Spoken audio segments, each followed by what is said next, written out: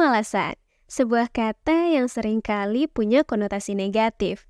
Tapi, bagaimana kalau kita lihat itu sebagai pintu gerbang menuju kreativitas dan semangat baru? Jangan lewatkan cerita menarik ini. Halo Sobat Mindful Life, kamu pernah nggak sih ngerasa terjebak dalam momen kemalasan?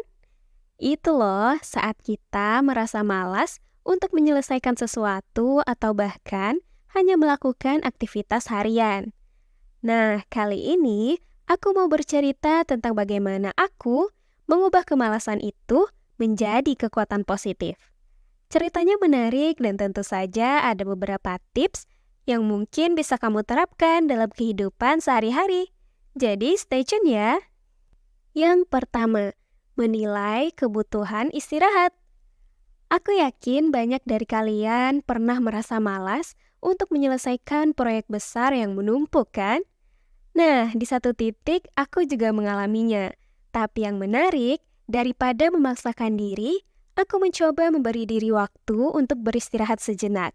Hasilnya, ajaib sobat, setelah istirahat, aku bisa kembali ke proyek dengan semangat yang lebih besar.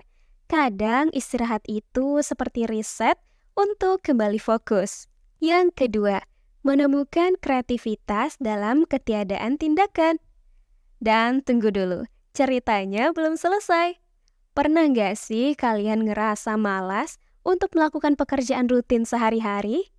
Jadi, suatu hari aku memutuskan untuk duduk santai dan tidak melakukan apa-apa. Ternyata dari ketiadaan tindakan itu muncul ide-ide segar dan solusi kreatif yang nggak pernah terfikirkan sebelumnya. Kadang, otak kita butuh ruang kosong untuk berkreasi. Yang ketiga, membangun keseimbangan yang sehat.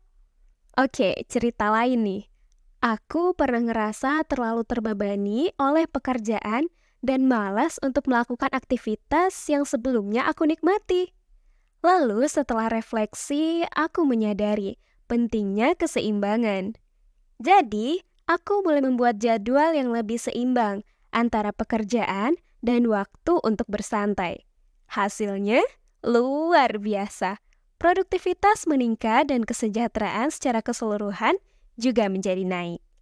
Yang keempat, menerima dan belajar dari kemalasan.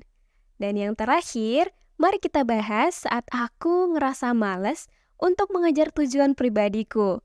Awalnya rasanya bersalah, tapi ternyata momen itu penting banget untuk introspeksi diri dan membuat langkah lebih baik ke depan.